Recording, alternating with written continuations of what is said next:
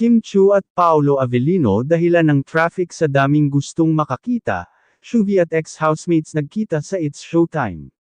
Cebu was practically on pause mode as Kim Chu and Paolo Avellino became the unexpected cause of traffic, pero in the best way possible.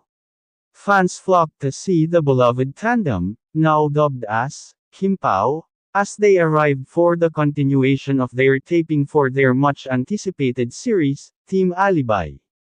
Ang daming netizens at Cebu locals ang nag-post ng videos at photos kung saan makikitang halos hindi makadaan ang mga sasakyan dahil sa crowd na gustong masilayan sina Kim at Paolo. From kids to lolas, everyone wanted a glimpse of the real-to-real tandem na hindi lang kilig kundi respeto rin ang hatid sa publiko.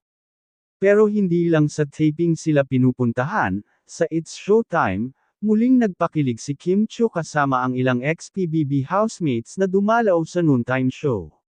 Highlight ng araw. Ang pagkikita nila ni Shuvi na talagang nagpa-throwback feel sa mga fans ng Pinoy Big Brother.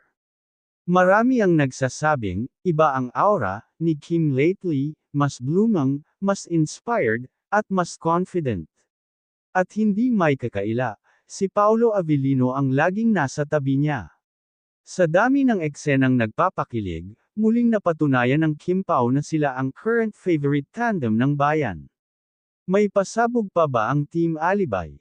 May sorpresang aaminin. Abangan!